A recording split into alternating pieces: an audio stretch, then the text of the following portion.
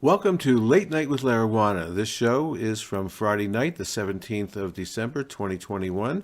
We talked to Rudy Roma about Rethink Financial and a new way to have credit card processing for people in the hemp and cannabis industry.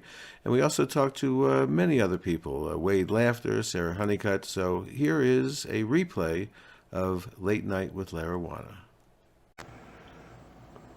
Let's just say we connected. You visited the room that we had on Tuesday, right? Yes, I think I might have missed the first bunch of it, though. Yeah, I saw you just pop in at the later part, and so that gentleman, we actually hooked him up the very next day, and he's done transactions for the last couple of days, and we launched Really? with, I mean, a beta. You know, he's kind of doing our testing for us right now, Excellent. and oh, it's amazing, you know, because not only did he need a solution for high risk transaction, um, we were that solution, and it's he's been able to make money through his own business legally. And all the transactions are going smoothly, and He is a happy camper. wow, cool. It's Well, that's amazing. exciting. So how do you get more people to sign up? What do you do? Oh well, I kind of say, you know, we got people that we need to be onboarding right now. However, the word's going to get out. I mean, actually, we've already been approached by a company that wants us to. They've got a slew of applications, companies that are very focused on the cannabis industry, from the health and wellness to something that competes with weed maps, but it's in Canada. A lot of these Canadian companies, but they have a lot of properties here in the United States. And I kind of had the opportunity to bring these people to the table, and the discovery is they have a lot of properties. They have a lot of backing, and they want to strategically partner with us. So it's kind of like, what type of scenario are they presenting, right? This is the discovery and seeing what we can do, because we're just about to launch. But through their relationships, I mean, we can probably be doing billions of dollars in the transactions in the next 18 months. That's So that's Go ahead. so I no, so I just want to ask how from the time, obviously it was very quick, the time that someone comes to you or you find them and they get into your program of processing sales. It can be done within what, a few hours, a day. They can be up online. What does it take? Yeah, I mean, first to read that, we have to put an application, right? And the application is going to get your information because we have to do a background check, not just everybody. So you have to have a background check, and then and then from that point, we then find out. We go through the term, a sheet of what actually you're going to be utilizing it for. Is it for dispensaries? Is it going to be for delivery service? You know, it's just because each one of them is going to have it's going to have a different application. Is it going to be a website?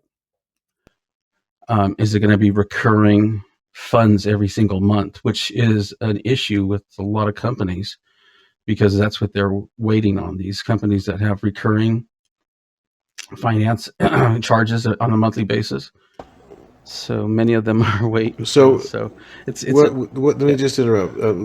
You're listening to Late Night with LARIJUANA. We're hanging and smoking, talking with Rudy Roma, who is involved with a company to help process sales for the cannabis industry. And give out the name of the company again. I don't want to give out the wrong name because I think it's It's been. Rethink Financial, Okay, still okay. which you can go to rethinkpay.io, rethinkpay.io, and that is our website, where you will find information on our company. And really glad to be able to share this information about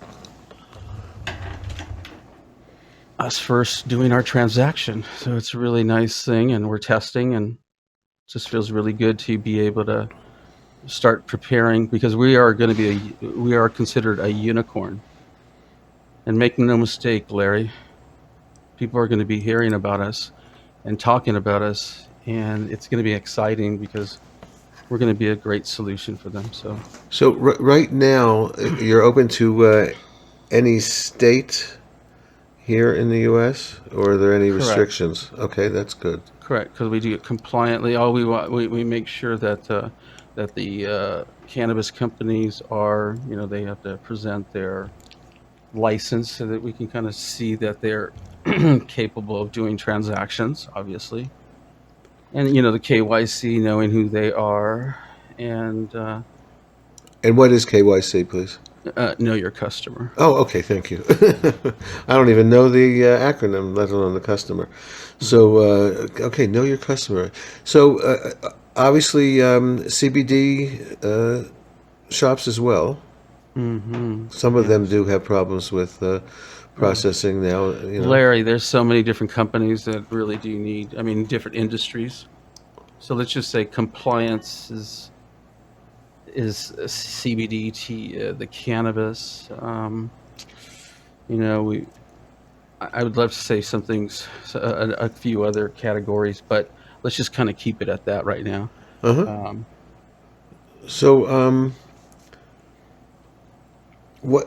How often there's Josh. How often, once you've processed a payment, uh, do it's the do same the thing people get as paid? it's the I'm not same thing sure. as normal transactions.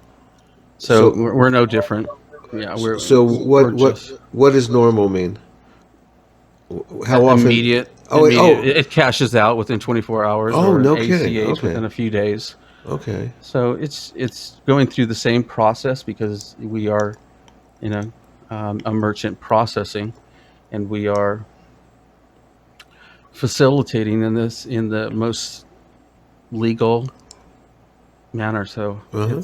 it's again, it's the same way, but they're capable of taking credit cards, Google Pay, Apple Pay, and do transactions, and So obviously debit. that's what I was going to ask.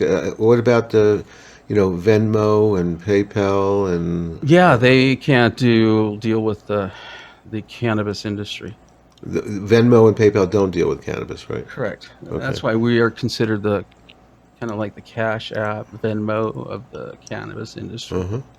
I want you to meet my friend Josh McCurdy from New Mexico here, Rudy. Rudy, this is Josh. Josh, Hi, Josh. this is Rudy. Rudy has just launched Re, Repay? No, Rethink. I'm sorry. Jeez, I'm so, rethink, Rudy, I've talked to you pay. about this 10 times already.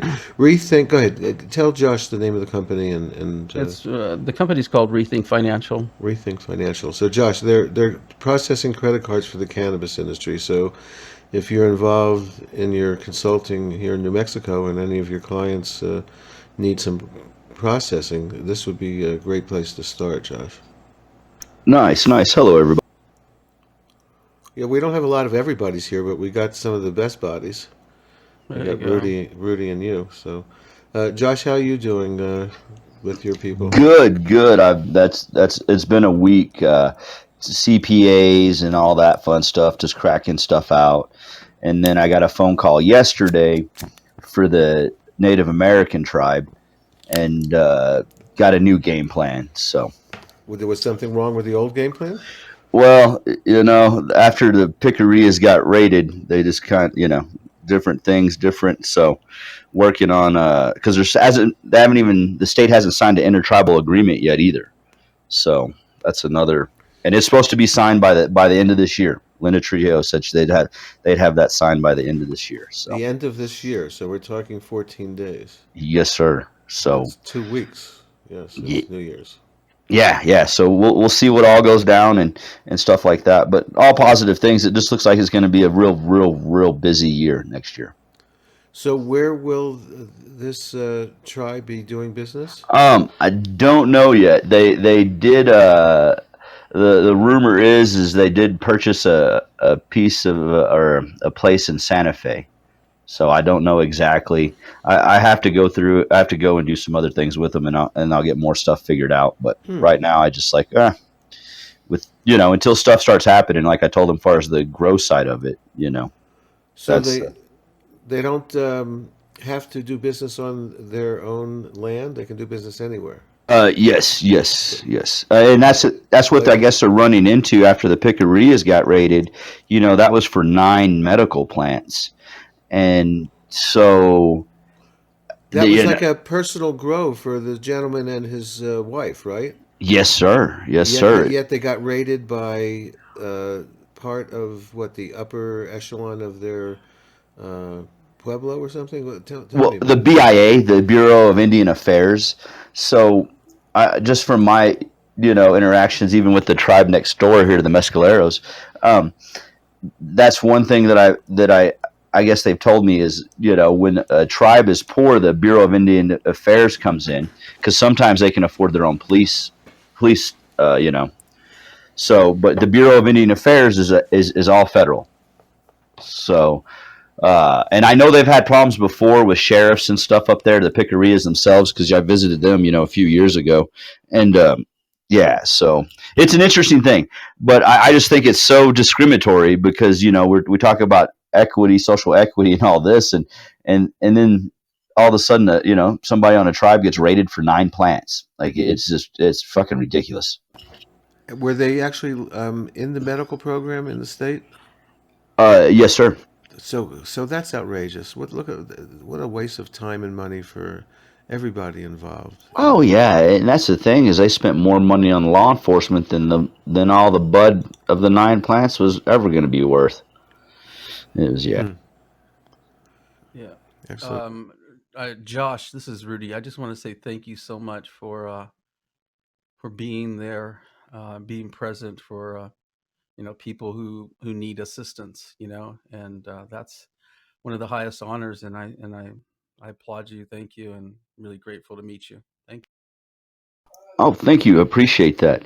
No, just trying to keep it simple for everybody, and that yeah, that it frustrates me in this state to deal with that, and we were so jumping on social equity so much, and then something like that happened, and our governor hasn't even really addressed the situation, so that even kind of irritates me a little more about it because she was big about all that. So No, I live here in California, so I've been in the industry for going on 9+ years, and to be honest with you, I've heard it from so many different states, people. I have friends who've had done federal for having more than maybe 2 or 3 plants more, and her and her husband, and she was actually a medical cannabis doctor. She was actually a doctor, and her husband was a prominent attorney in the city, and they both ended up doing 5 years, and they could have gone off, but it was the principle of they didn't want to plead guilty, so they both ended up doing time. And it's just a misjustice because it was just it was met they were growing for patients, so that they could have some quality of life. And it's so sad, because when I got into it, I was learning about the OGs, right? The Jack Hares, and then the others that I've come my way, and I'm just like, there's so many, and each one of them, I just kind of like, wow, because their eyes were open prior to mine, and that is that's because of not being told the truth, on how people could utilize this plant for all the wonderful benefits. And that's why I created a platform for that educational process. And Rudy, it sounds like you are a wanted man. oh man, I'm telling you, I got two different people calling me on two All right, different go phones. ahead. Go ahead and All take right, that, and I'll thank you. welcome Sarah. Welcome, Sarah and Wade. Welcome, Wade. I hope you're feeling well, Wade. If you want to come up, just raise your hand. Otherwise, you're welcome to listen. I don't want to put you on the spot. I hope you're well, bud. Sarah, Good evening. hi. How are you? Doing pretty good. How are you? I'm doing good. Yeah, just hanging, smoking, talking, and it's a Friday night, and 1 week from tonight will be Christmas Eve for everybody. 2 weeks from tonight will be 2022 for everybody. So it's quite an interesting end of the year. It is. It's been quite the year. Yeah, yeah. So you doing well up there? Are you healthy and everything good? I'm healthy. Everything's good. I finished my school course. Life is good. Excellent. How's I haven't even looked at Cardano in a bit. I know that it's been crazy. There, What's it's low. It's like maybe $1.13 or something right now. Yeah. I told you I bought more, right? Yeah. And then it went down from there. So anyway, I've only got $200 in that. I just sort of been watching it. My Tesla has been doing kind of crazy stuff. It was like up to almost $1,200. It might have been for a minute, and now it's like down to 940. It's a crazy ride with Tesla, but I'm in it for the long run because I think they're really doing something that's going to help the planet. And they're not just doing it here. Obviously, they're all over our planet now. So in many countries. Once everybody starts seeing their 18-wheeler trucks that they're building, I guess I have a buddy that's being a truck driver, and he talks about it Oh, nonstop. he's excited about it. Yes, about because I guess a big rig costs like 200,000 to get into, and Tesla's making a deal. It's going to be $150,000, I guess, rig, and you only you put 10% down or whatever, so Yeah, you he get in it. probably takes Dogecoin and Bitcoin and stuff too for Tesla. So uh, that's kind of interesting. Yeah, I'm all about Elon. I just think he's been given a gift from the cosmos. Who knows where this technology comes from? I think every once in a while the beings from other metaverses come here and give us some technology to sort of help us move along because I think we're a little bit slow. Definitely can. How about you, Sarah? You got a good conspiracy for me that do you believe maybe we get technology from other places? Yeah. Yeah. I would agree, but I feel like we've been getting our technology from like a UFO crash, and just haven't figured it all out yet. Well, we've been trying to figure it out for 70 years. I mean, UFO crashed here, here in New Mexico in Roswell so many years ago. It was the 40s.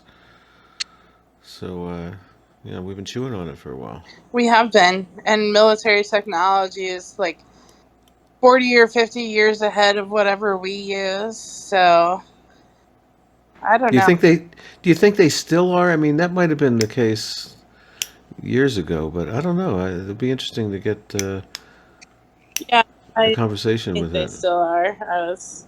I work with a former Marine, and we were talking about that recently, and Oh, they're definitely still ahead. Yeah, I have a buddy that works for the government, and yeah, he got, just to give you an idea how intelligent the dude is. He got rated his freshman year in high school for hacking into the Department of Defense and banks, and then they offered him a job because they couldn't break into his computer. And then freshman year in college, he ended up, yeah, all kinds of fun stuff because I got interviewed because I was his roommate and stuff for all security clearances. And yeah, he just a different type of level of dude. And yeah, he does quite a bit still, and the shit he talks about is just amazing. Just Yeah, we know nothing. I know that I've seen a UFO, for sure, back in 1960. Gosh, five-ish, and I even have the article. I actually, I'm like a media punk even when I was like 15 years old. So I was in Wilmington, Delaware, going to boarding school with a bunch of nice young ladies and gentlemen, and one night I saw a weird light out in this cow pasture that was like across from the dormitory that I lived in, and a bunch of us saw it, and so we just, what the hell is that? That's weird. And so the next night we were outside, and this is, I just want everyone to know, this is pre-cannabis for me. I was about 15 or 16 when this happened, and cannabis didn't come into my life until I was 18 in California. But so all of a sudden we see this red glowing ball, okay, very similar to the one that is in the movie Close Encounters of the Third Kind that I saw 10 years later, after I left high school, and saw an exact replica of what I saw in 1965. And this red glowing ball, this like red and white sort of, I described it to the newspaper at that time as a sort of like a flashing light uh, on the top of like a police car, except for that it glowed. It wasn't flashing. So it was like this red and white flashing uh, ball that was sort of hovering quietly, just not off into the distance. I'm telling you, right near us, like right over us, just a little bit over this pond that is now, is still there actually in Hockessin, Delaware, and there was four of us there. We were looking at it and just like in awe, and it started moving slowly to the north towards Pennsylvania, just real slowly, and then it just took off. It was gone, boom, just like that. And that was my experience. And then, 15 years later, when Close Encounters came out, Spielberg actually used a gentleman by the name of Robert Hynek. Maybe he was a doctor too, who was the UFO specialist. And you'll see that there's books out by him and so forth. And they based a lot of the ships and so forth in Close Encounters on real reports from people that had sighting reports. So when I saw this red glowing ball coming around the corner in Close Encounters, like, oh my God! I mean, all the hair on my body stood up, and I said, that's what I saw, and so that's my story, and I'm sticking to it. Have you ever seen? It's called. I think it's Close Encounter of the First Kind, and it's like semicolon Bashir. No, I haven't. Okay, well, he has a similar story, but now he quote unquote channels an alien, Bashir, and it's a wild documentary. It's on Gaia, but I think you can find it on like through Amazon Prime. Well, I have But Amazon Prime, so I would definitely do that. Fantastic. yeah, it's pretty cool. I mean, I have seen ships for sure, UFOs, 100%, and uh, like I was working in Nevada, and we were close to Nellis Air Force Base, which is like Area 51 is inside that, and we were working this job where we camped out so you could see all the air traffic. Uh, and we were laying, like, we slept on cots, like, out just under the sky. And we were laying there, and this triangle showed up, and it, like, flashed a bunch, and then it moved and flashed a bunch more. I mean, that could be just well, like a government aircraft or a UFO. But anyways, we were talking to people on this ranch, and they were like, they had talked about this girl's birthday, and that they were like out mending a fence or something like that. And she had said, oh, she wanted strawberry ice cream for her birthday. And this is like out in the middle of nowhere, Nevada. And the next day, they're out working in that same area again. And there's cold, like cold strawberry ice cream In the middle of the desert. in the middle of the fucking desert. I can't doubt that. I don't doubt it either. I mean, we live in a very big universe, cosmos. We are just tiny, tiny little things on a tiny planet and in a small solar system. Well, that's another reason I'd like to be around for another 20 years. I want to see. I want to see. I want to see. Well, there's okay. So, being that there's been a lot of news in the last couple of days, I have three things that I've wanted to see in my lifetime. Okay, I've said this over and over again, and for the last 40, 50 years. Okay, the three things I want to see in my lifetime is the admittance and the reality that we have been visited and that there is life on other planets. That's one. The truth about the Kennedy assassination, okay, which has been in the news this week. And the third one is and will be until everybody can enjoy this legalization plant of cannabis that has been in our lives for so long. So those are the three things I've been wanting to see in my lifetime. So there's still more for me to accomplish because we're not all there with cannabis, and we're certainly not all there with the UFO situation, and we're still not there with Kennedy because they didn't release really anything new. I mean, I've been studying this shit since I was 13 years old. That's when it happened for me on November 22nd, 1963. So, yeah, those are what I'd like to see in my lifetime. It could happen.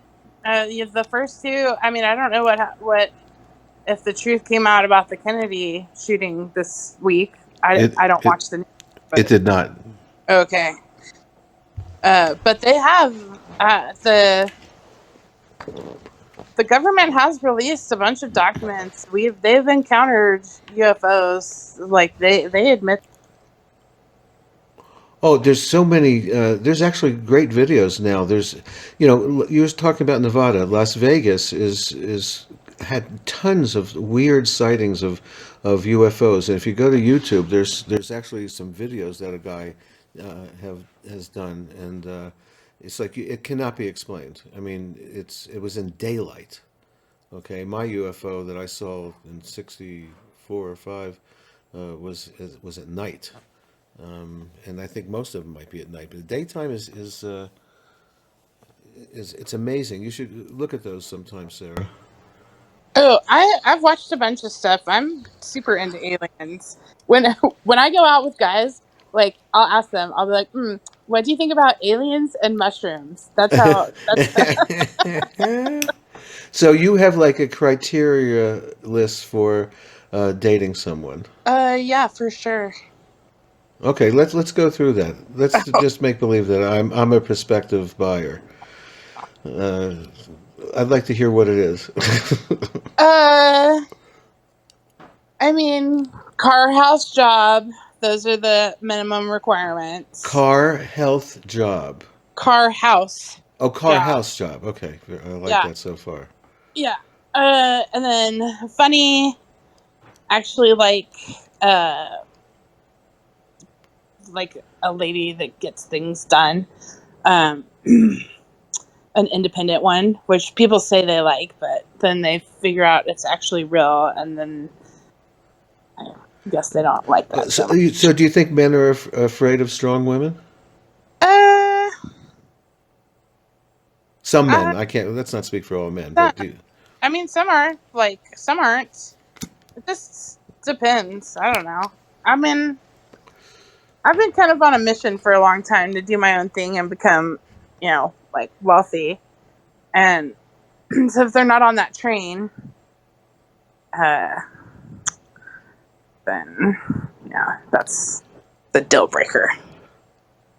Well, it's great to get the insight of a woman. I mean, there's, I know Rudy is not single, but Josh is single. I'm single. So, What is this? It's not late night with LARIJUANA anymore. This is too late night for me. No, you brought it up, but we don't have to go any further with it. I'm just wondering. I mean, you should have, everyone should have standards on who they would like to date. And do you believe in that if they show you who you are the first time, they're not going to change? That's who they are? I believe that you should listen to people when they tell you who they are. Yeah, I guess that's what I said without thinking. Yeah, I hear you. It's people really don't change, and of course now with the pandemic, the last 2 years, it's almost 2 years now. Is that amazing? It's crazy. It's crazy. And, I can't believe that the time has gone by that quickly. It's terrible. Time flies, and I mean, the pandemic has been, like devastating for many. And I'm not going to say it's been easy for me, but I've learned a lot. I've done a lot of growing, and like figured out what my priorities are. So those are the lessons. Did your priorities change or just get more in focus? Uh, they changed and became very focused. Excellent. Well, Yeah. mine have changed sort of now. My legal problems with my family are now over, pretty much. Oh, congratulations. That part of it is good. I ate shit though, but I needed to get it over with. So, excuse me. Concentrate part of the joint that I'm smoking. Uh-oh. I'm I'm sure Wade remembers back in the day when we had some oil from Northern California called the One. It was like this red hash oil. I'm talking about 1969 and 70, right in that era. That was the first time I ever saw hash oil, and it was this red stuff. And boy, did it have some. I don't know how they made it back then, but that was the beginning of it. And we used to put it on our rolling papers, and I still do that to today. Put some nice concentrate on my rolling paper and put some nice bud inside and roll it up, and it's quite a treat. I want to welcome Flav. Flav, come on up, say hi. Hey, man. Buddy, how y'all doing tonight? How's Motor City? Pretty good. Getting some little first taste test of the Mentos and the mint chocolate gelato that I've been drying for on day 12 now. Of course, it's not all the way done and cured, but I couldn't wait. I had to take a little taste tester.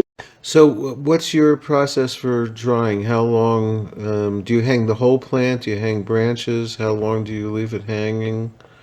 And of course, it's different everywhere because of the humidity and part of the country you're in, but Of course, yeah. So for me, I actually prefer the whole plant hang. I like to go low and slow. Um, up to 14 days, hang dry. what temperature? I just like to really stay within, excuse me, just really within the normal temperature ranges. It's no like specific temp. I feel like a lot of times you're trying to adjust to accommodate for the temperature swings and the humidity swings. So I just like to stay within the safe ranges, 50 and 60%, and the traditional temperature ranges. I don't really have a specific set temp, set humidity. It kind of fluctuates within the first few days. I kind of want to lower my humidity to get as much of the moisture out as I kind of can. Not where I'm getting it all out because that would almost be impossible. But I try to get as much water out of the plants within the first couple days. Then after that, then I go try to just go low and slow, more towards 60%. Right. I try to stay in the mid to low 60s as far as temperature is concerned. Okay. I'm in a, Agreed. it's a little dry where I am here in New Mexico, but, I sort of listened years and years ago to a podcast that the breeder DJ Short was talking, and I love his cultivars that he developed.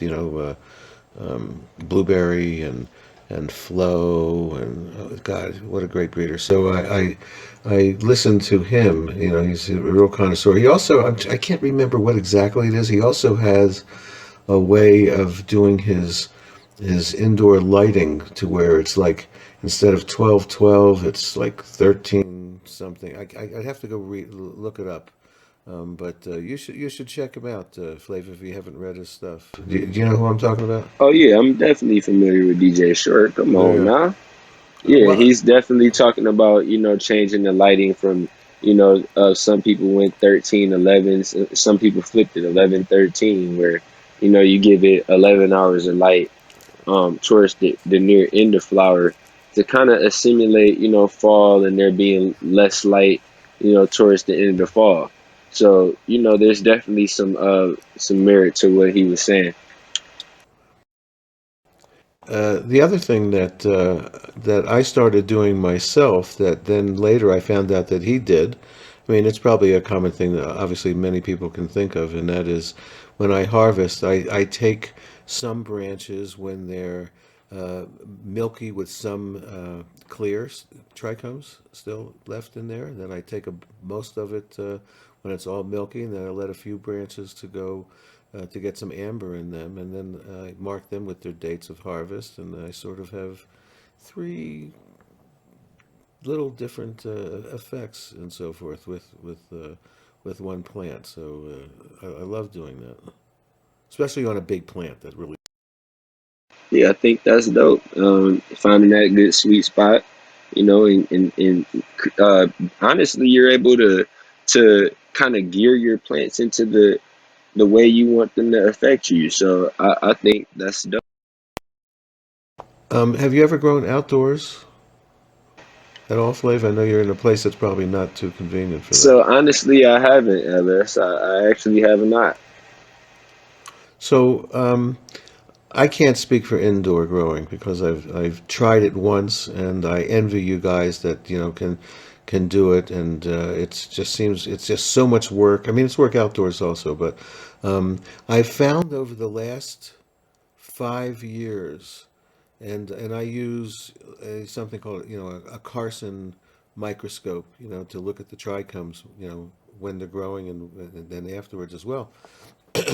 And I've been finding that at least up here where I live in Santa Fe, New Mexico, at 7,500 feet high, and a short grow period, which is generally from we can't put them out until like June 1st here. We start them indoors and then slowly introduce them outside. But it's been very hard for me to get my trichomes to get real milky. They stay clear with some milk in them, and then some of them are clear with some amber on the top of the trichome. So I'm just guessing it's global warming or whatever, or it's just affecting how the trichome production is, at least here in New Mexico. I don't know if anybody Yeah, else is definitely. experiencing that. Altitude definitely plays a huge factor. You could take, the same cultivar, take it to a higher or lower altitude, and it'll definitely express differently. So it definitely plays. Yeah, but I used to, 10 years ago, 11 years ago, I used to get some really great milky cultivars. Mm, I don't know. Maybe we're overbreeding things back and forth to each other, and it's changing something. But yeah, yeah, I feel you though. So I see why you say it was some climate change or something. Something maybe the temperatures are not what they used to be. Or I kept a sativa out once here in New Mexico until November the 11th one year. Or it might have been the 10th, but that's very long, and it still couldn't get some milking in it. But it started snowing a lot where I live, and I was covering the plants with bags, multiple 8 mil bags, and to try to keep the temperature down. I mean, the plant can take, they can take it like to 32 or a little bit below, but then after that, they'll just fall over. And I had that happen in a hailstorm this summer in July at 90 degrees. I had a hailstorm that stripped them, and the year before, I had one night of snow that in like September, that all four of my plants at that time were just bent over and laying down on the ground. The next morning I went out, I shook them off, I talked to them nicely, and they popped up and they came back. But it's tough sometimes in your climate to keep things together. again, I got stripped by hail this year. At least half the plant of 6 plants got just. I guess it's God's defoliation. It's just not a good thing to defoliate outdoors. That's all. Not like that. Not at all. No, that happens here, in Rio Dos on the outdoor quite a bit. So it is. Need to get you some super fast flowering, so you can go as crazy as you want to. I got some genetics that I'll be, well, once we get things started that are, they're rated to be anywhere between 5 to 6 weeks, 45, even 45 to 50 days. They're ethylene heavy. They're bred to an back to an auto one generation. So, but they're still photo period plants. They're just super ethylene heavy is what they used, I guess, is the one of the parents in there. So it's super interesting. We'll see. Ethylene, is that a? Like a flowering hormone. Oh, you mean that's added to it? No, no, not added to it. They just found plants that were naturally. Oh, they Uh, naturally produce it. So yes. it's a. The plant is producing a hormone, or is it? It's not Well, a that's hormone. like a hormone or pheromone. I mean, because it goes out. Because I mean, it's actually. I've been reading up on ethylene poisoning supposedly in plants. I haven't found anything too much yet, but I heard it mentioned by a breeder, and so I was looking into it to see what I could find. Josh, I'd like you to meet Wade. Hey, Wade. Wade, I hope you're feeling well. I'm sending you love, and thanks for coming up. But yeah, I get you some genetics like that. I think there's three that I ordered before they were sold out. But I'm gonna have them in clones and all that fun stuff. So I'll definitely toss you some up because I'm gonna be up in Cuba also. Is Cuba near? It's out near Farmington somewhere. It's about an hour north of Rio Rancho. So Oh, I'll be in the Rio Rancho area also. This is where I'm working with a veteran couple, white husband wife team. Great people. They're putting a micro license. They bought a movie theater in Cuba, New Mexico, and they're having it retrofitted. I've been up there a couple of times, and yeah, the ball's moving. They have the provisional license. They're way damn excited. And Kyle, the husband, he's a retired 20-year Marine sniper. So he's super enthused. He never smoked until the this last couple of years, and it's helped change his life as a veteran. So he wants to do more with vets and stuff. So I was connected through some vets with him, and I think it's going to be a wonderful thing. I'm super excited for him. I got him some Quilly Bean clones. I was talking to Miles from Organica today. Me and him had a great conversation for a good bit. So yeah, I'm excited about it. About the this little company getting together and going to town. Come on. So, yeah, let me jump in here. There's been a couple of things y'all have talked about that I thought, oh, I should say something, but mostly I'm just listening. This is Wade, and I'll start with ethylene. Ethylene is a gas that also acts as a hormone in the ripening of fruit and flowers. And it might be that you find if you take, especially if you're growing, if you have an apple tree on your property or one of your neighbors does, if you take some apples and bruise them and roll them up under your plants, I think you'll find they'll finish a little quicker. And you might find, again, it's the ethylene gas rising through the plant. The plant takes advantage of that. And in my experience, you can cut some time off of your flowering time and see potentially larger harvests with your plants, especially if you're working outdoors. And then I wanted to circle back to veterans. I'm a veteran myself. I was in the Navy back in the 70s, early 70s. And what I learned then about what our military was capable of, as compared to what was known in the culture about what the military could do or would do, were vastly different things. And I think that's continued to this day. DARPA, the defense, I don't remember what DARPA actually means, but it's the research arm that actually does research. It's the developer of the internet, among other things, was financed by DARPA. But DARPA's still got a fat budget every year that goes towards researching what potential benefit any certain technology might have or provide in the way of an advantage to our military. And then the last thing had to do with elevation. If you look at the cannabis plant and all the different environments that it grows in, you can find cannabis that does just fine at 4,000 or 5,000 meters above sea level, out of the Hindu Kush area, for example, out of Afghanistan, out of Colombia. And if you just look at Colombia and Afghanistan, for example, both are high altitude environments.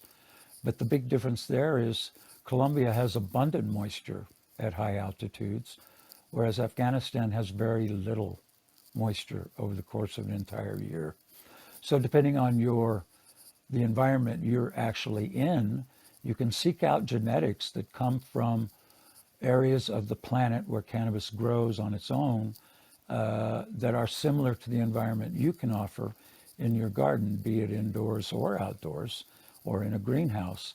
You can sort of match the potential of the plants you're working with to the environment you're in, and I think you'll see much better results, considerably fewer problems. And yeah, I grew indoors for 15 years.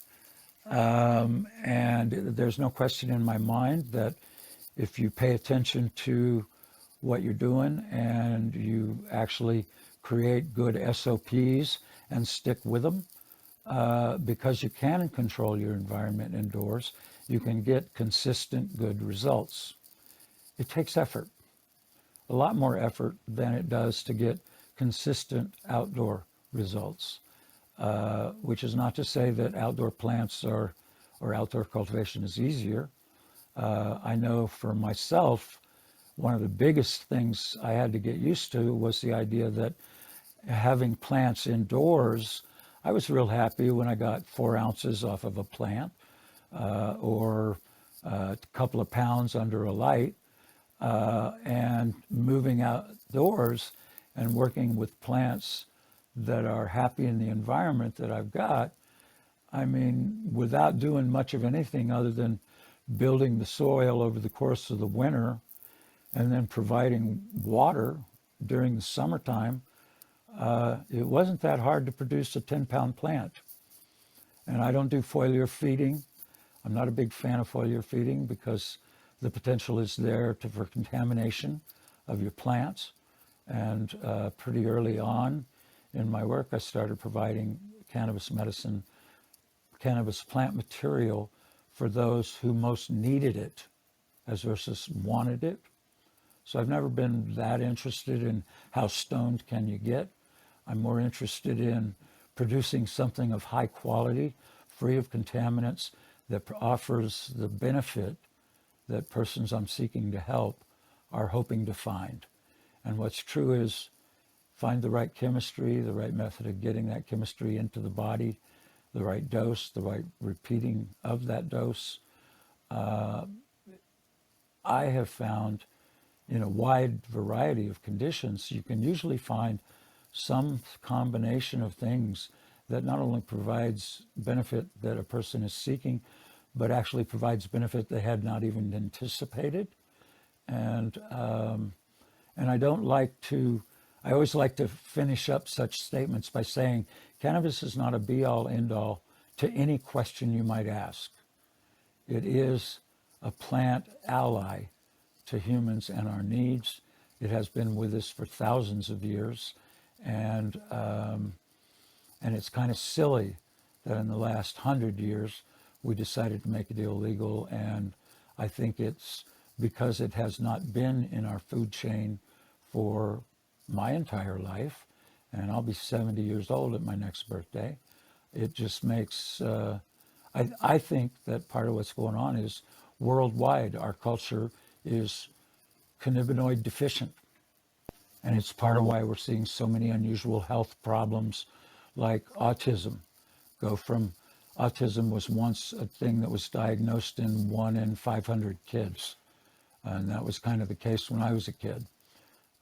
Today it's like 1 in 35. Now what's changed? Is it that we've gotten better at identifying autism? I don't know, maybe. Is it something changing in the epigenetics of our culture and the human species? And I think that's really the case right there, is that there's been a change in the epigenetic profile of what our genes can do for us to preserve our health. And it has to do with cannabinoid deficiency.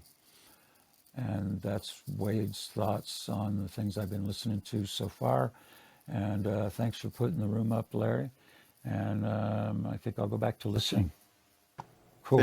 Thank you, Wade. I so appreciate that, and I'm definitely going to seek out some genetics next time that might be, from the Afghanistan area, where it's high altitude, and of course my favorite genetics of all time was the Gold Colombian from 1970s. So I wish I still had my seeds that I had saved for such a long time, but hopefully it'll come back. Wade, are you familiar with, Todd McCormick's seed company, Authentic Seeds, and uh, Mel Frank's collection and all that stuff that they're trying to? Um, I've I'm familiar. I don't know Todd. I met Mel at one point. Um, I'm looking forward to.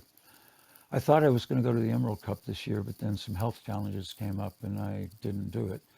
Uh, but I'm hoping to run into him and have an opportunity to develop conversation.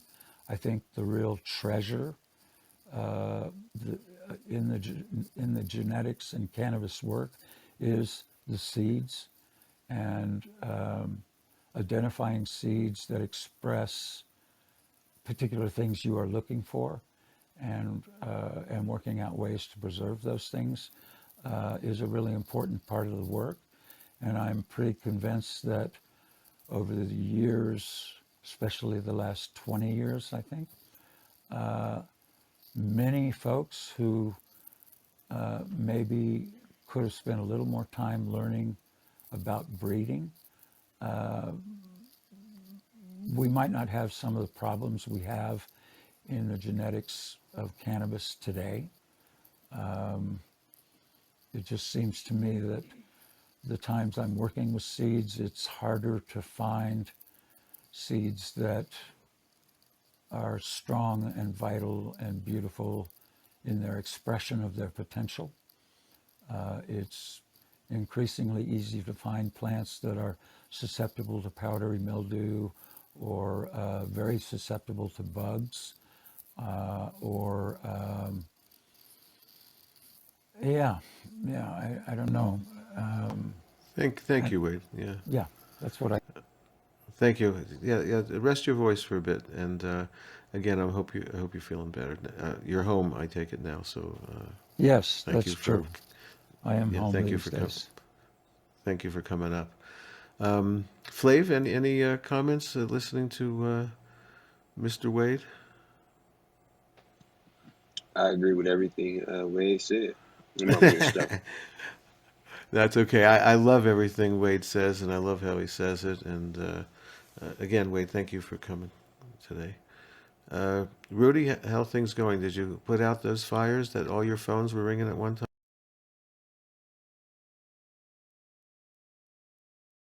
Or maybe not.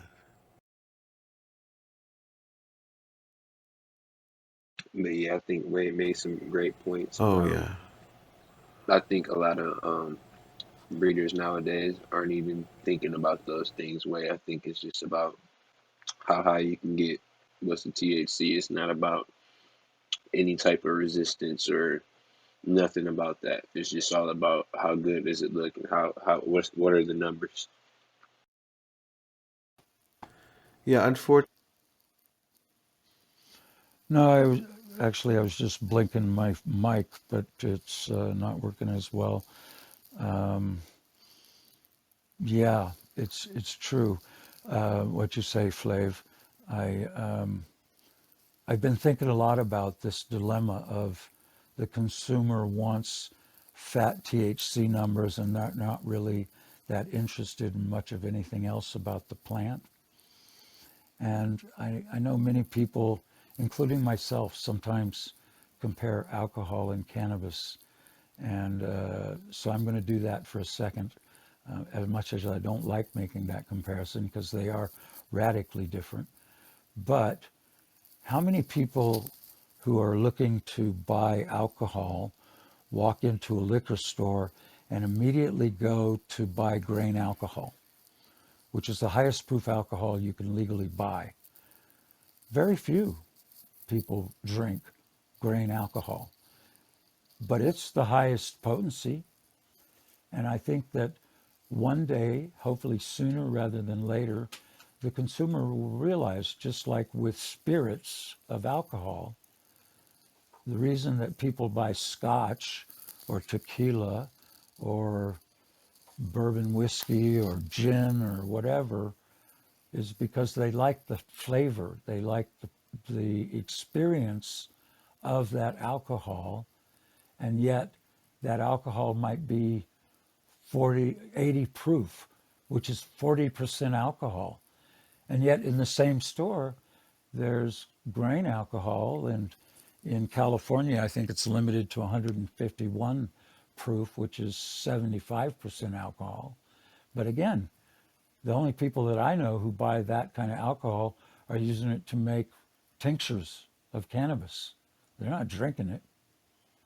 And it's just tragic to me that somehow or another we've gotten caught in this.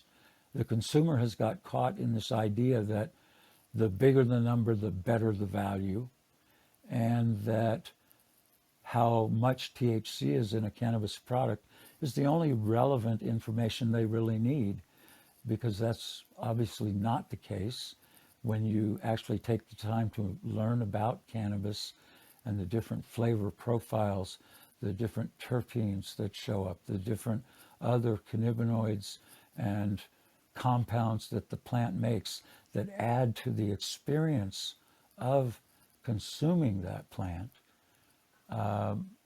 They start pretty quickly sorting out. And I can't help but note that recently, I think it was last year's Emerald Cup, the winners of the Emerald Cup last year were not high THC. They tended to be things in the 15 to 18% THC. And and there you've got experienced palates trying different flavors of cannabis and coming to the recognition that they are not, it's not about those big numbers. And I think this is a thing that we, in the same way that we need to help people understand that cannabis is not indica sativa hybrids, I think we need to help people understand that cannabis enjoyment and experience is not about how high can you get, but about how much do you enjoy the high you're experiencing. Because it's really about your experience and your joy in that experience. Yeah, Yeah, no, that's beautifully and well said. I mean, what do we do when we go to pick out our cannabis that we want to ingest? We sniff it, we smell it, and we react to that. And some people like some terpenes, and other people don't. We're so individual with that. So yes, I just and the problem isn't just with the consumer. The consumer was told that high THC is better. So and the retailers are actually telling them that because they charge more for high THC cultivars in dispensaries than they do the other ones. So I mean that's also something that really gets up my craw, as Jay Leno would say, that they charge more for high THC. yeah, because they can. because people come in and that's what they want. And again, I think we really, it's part of my goal going forward in this work is to put out video and information, written content that talks about this, because I really think a lot of people are missing the boat, if you will. And all of that being said, I have to acknowledge my health state is calling upon me to step out of this room and turn off the lights and try and get some sleep. And I'll Thank leave it you. at that.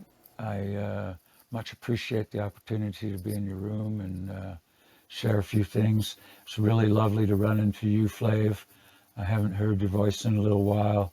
And just so you know, in, I think it's in March, or no, it's in February, the Science of Regenerative Cannabis Cultivation is a group of folks are putting together a conference of that sort, and it includes people like Elaine Ingham and Chris Trump and Eric Branstad, and I think the focus is on about water issues this year. But I've been asked to present on that, and one of my goals in my healing process is to be able to attend that event in Michigan in, yeah, I think it's in February, I don't, whatever. Anyway, I'll be out that way. So if you are in the neighborhood, let's get in touch and meet up and have a smoke, if you will. Would love to, Wade, and definitely, most definitely looking forward.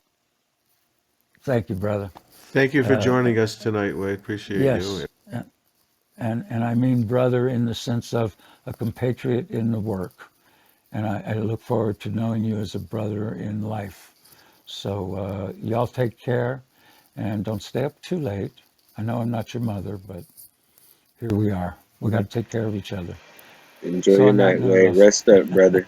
thank you. Good Yeah. night. Bye Good night, bye. my friend. Thank you. So that was Wade Laughter, an OG, a real OG.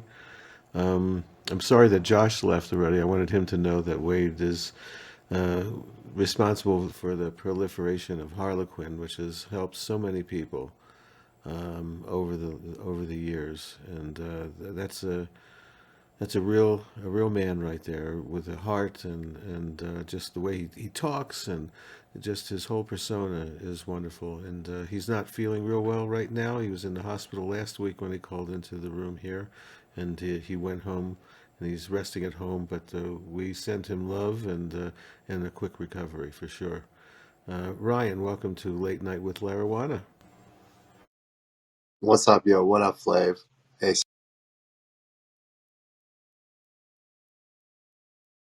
long time, man.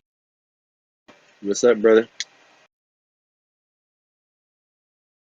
So what's new, Ryan? How's all your cryptos and NFTs and how's everything going? It's been a weird week.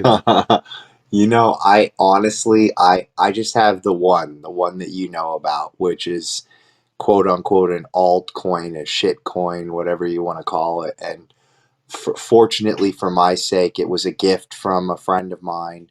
I was given a bunch of it, so I didn't have to do the decision of putting an investment in of a certain amount of money in order to get it. But yeah, I picked up a domain. I think I mentioned in a room you got that you were in Wednesday. Still haven't received it yet, so I won't be jinxing it. But Right. So were you able to buy it with that NFT? no, no, no, no, no. I bought one off of like a marketplace. I think it was Seto that I bought it off of, but it was a name that was pretty fairly priced and very short, extremely powerful cannabis name, and hopefully in 72 hours or less, I'll be able to share it with you. But Yeah, I look forward to hearing it for sure. Sarah, by the way, this is Ryan. Ryan's the one that I spoke to you about that had that NFT coin and he wanted to trade me for some names. The shit coin. And Oh yeah, cool. How's it going? Hey, what's up? Yeah, it's a really really low pop shit coin that a buddy of mine sent me some of, and so very well, just chilling. I'm very inexperienced with. I think LS thinks that I buy NFTs because I have NFT Network, the crypto, but I don't own any NFTs. I own very little crypto, just this stuff that was given to me for free from a buddy of mine. But going well. Are you in the cannabis domain space as well? No, I am not. I do like the cannabis domain, but I'm not a domainer. I love. That's funny. Well said. So more into crypto and weed. That's correct. That's Two of cool. Well, my favorite things. we all need a whole lot of education on cryptocurrency in the cannabis space. It's a little bit murky of a world for us. We're still getting there. I just finished up an my MIT program in blockchain. I'd be happy to do an education session. That's what's up. I know LS will have a lot of questions. Oh, I still do. Absolutely. I have tons of questions. And they come up all the time.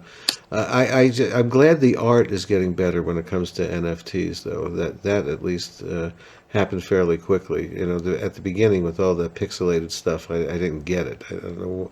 But I guess my real question is, does anyone know someone who has actually made money by buying these punks and trippies? And are they just buying this stuff, or are Oh they yeah, actually? yeah. Yeah. I have friends, so I can go really quickly, Sarah. If you want to go first, I'll go next. No, you go. I had a buddy who bought a couple of NFTs that were randomly generated.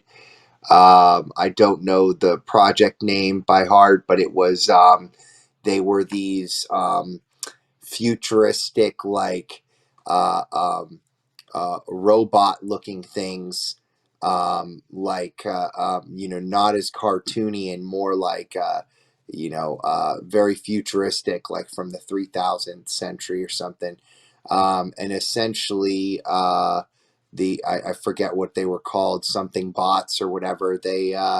He spawned one. He was able to get one. The odds of you actually getting one, you weren't guaranteed one just because you had the NFT. And I guess he was lucky enough to get one. And the sale price of it, which he purchased for some amount of hundreds of dollars, was going for over $10,000. He could liquid flip this. So there's a lot of gaming components and some interesting sequences that are driving value immediately on a lot of these projects, and it's just a matter of getting in on the ground is what I've.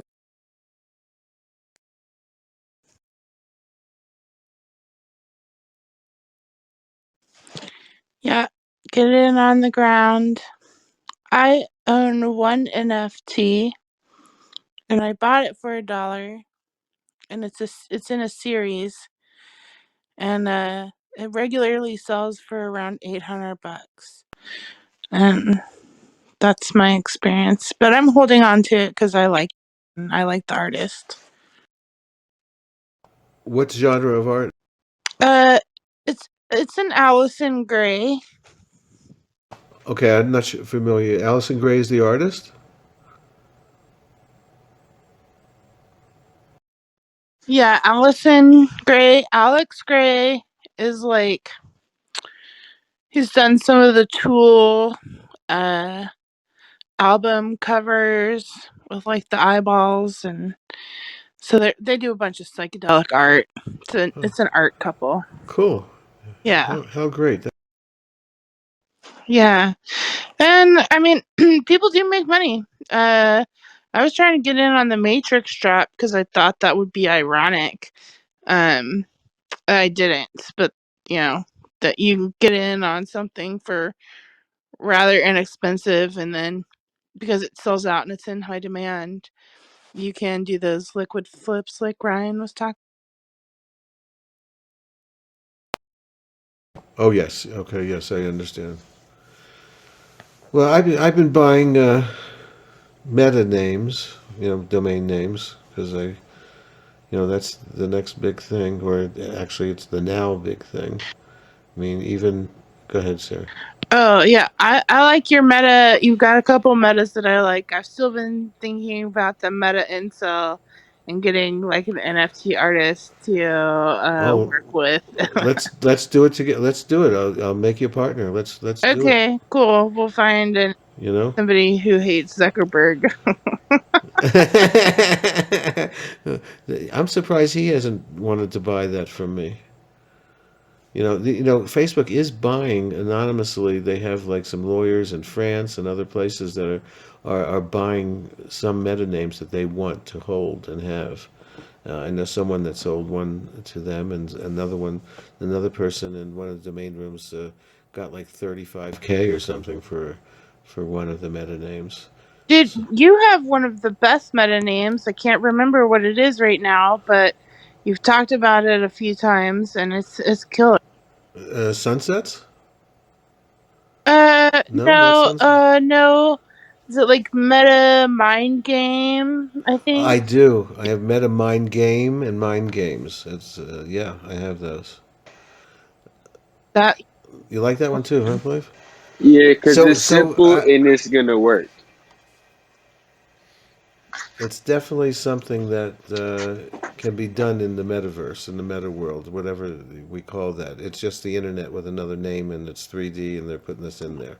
Yeah, it gets interchangeable with Web3.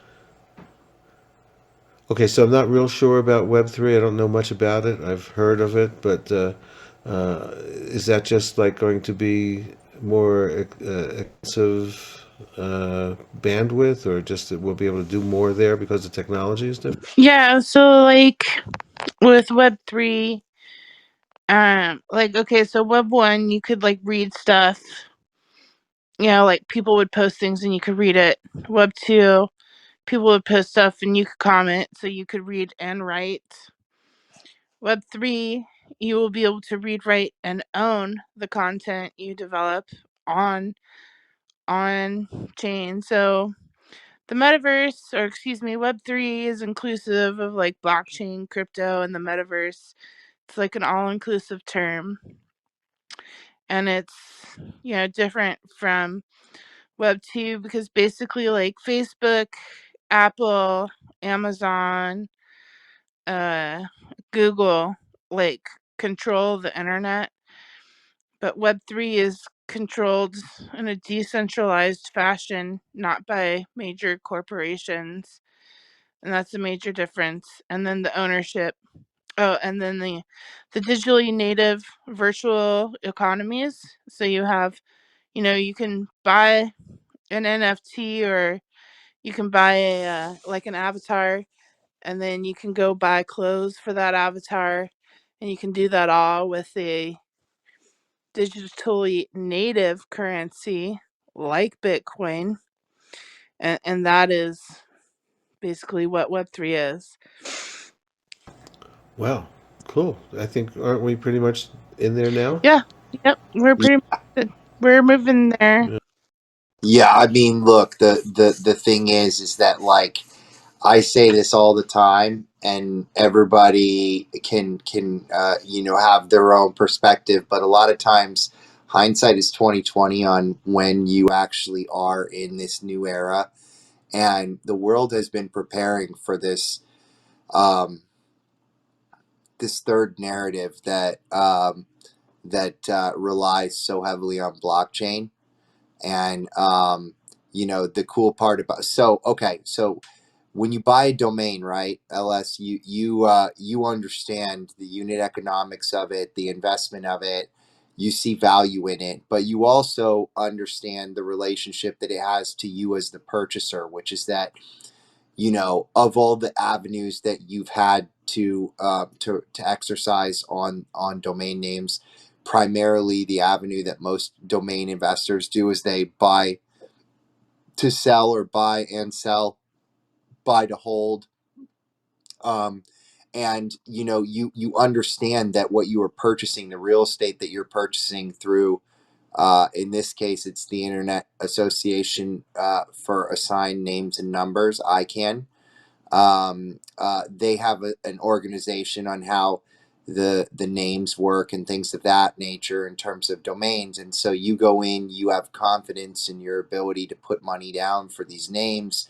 They're really digital real estate that you're buying, and you can flip it because you know that that real estate is valuable. Well, essentially, that whole concept, when you think about it, what happens is that, just like certain people who develop out domain names and then create a package on that domain name that you give them some money and then now you get a bunch of stuff. There is no way really to hold someone publicly accountable for how that goes. And then when you introduce the blockchain, now it's this opportunity to keep everything not only decentralized, which is obviously what a lot of people talk about, but fully transparent too, and for everybody to see on the blockchain. So, now all of a sudden you can okay, so you were asking one day, LS, you were asking about which ones to buy, which ones not to buy, how to buy. It's really interesting, in my opinion. It's very logical which ones to buy and which ones not to buy when it comes to NFT projects, because of the component of contractualization. In other words, taking an NFT and making it a contract and saying that you're going to give someone a bunch of stuff included with the NFT that they are purchasing immediately creates value for that name. Imagine if you would buy a domain name and included with it was an ice cream cone at Baskin Robbins, a dinner at Chili's, all this, that, and the other. All of a sudden, the domain name becomes more valuable. And that's exactly, in my opinion, where NFTs become so incredibly attractive to domain investors is for two reasons. One, when you buy a domain name, if it's hand registered as like a chase, beating someone to a punch. But the reality is the liquidity is really not there, and the utility is only there if you're willing to like start an e-commerce business behind this domain name. Okay. Now you flip that and you think about the ethos of what, if someone could change those two components about domain names, they would say, my goodness, I wish we could make our domain names liquid so that we could all sell them and be rich. And I also wish that there was more utility. In other words, like a website and hosting and an ability to build a brand connected to that domain. Well, And yeah, then that is certainly. Let me just interrupt for a second, Ryan, if you don't mind. That is certainly domainers who have the ability to build websites. They really have the ability to sell their domains a lot faster and easier, I believe. Okay, so that's if you have that ability yourself, or you have someone that you work with, Ryan, that can do that's a great head start. I am not an expert on selling domain names, okay? Because I've said this in many rooms before. It hasn't been the time to sell them, although it is sort of the time right now.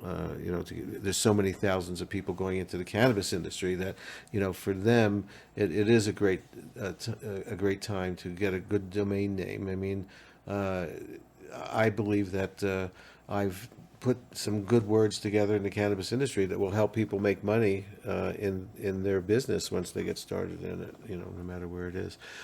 Before I close the room down, I just wanted to run by both of you, because I respect your opinions on names and so forth. I bought some interesting meta names, and I'm trying to stop buying meta names. Okay.